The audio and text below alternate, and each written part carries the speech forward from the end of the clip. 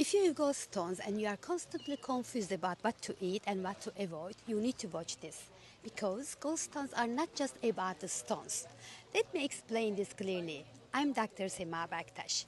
Gallstones usually mean this. The bile has become too concentrated. Its flow is slow and its natural rhythm is disturbed.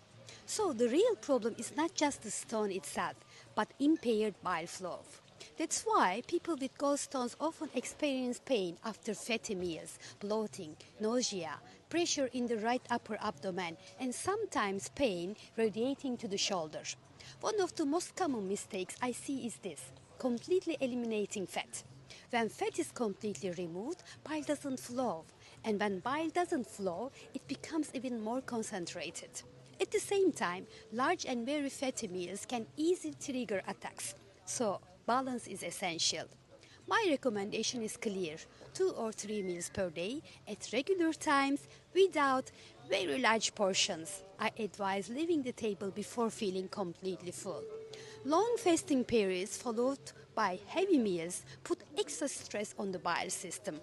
About fat intake, don't eliminate it completely, but don't overload it either. The safest fats are olive oil in small amounts, and if tolerated, a small amount of coconut oil. Fried foods, very fatty meats, cream, and heavy sauces are the most common triggers. The form of food matters. Warm, cooked, and moist meals support bile flow.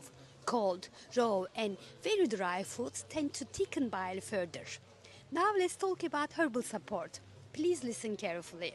Some herbs may support bile flow in people with gallstones, but they are not suitable for everyone.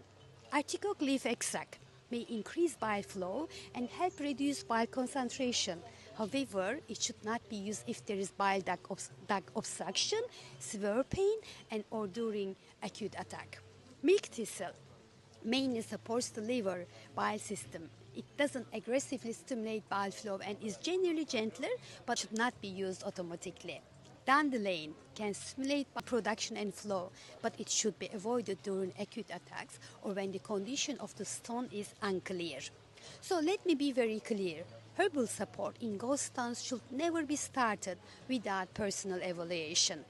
From an Ayurvedic perspective, gentler supports are preferred: fennel, coriander, cumin, and very small amounts of ginger. These help digestion without forcing bile flow. Simple daily habits also matter.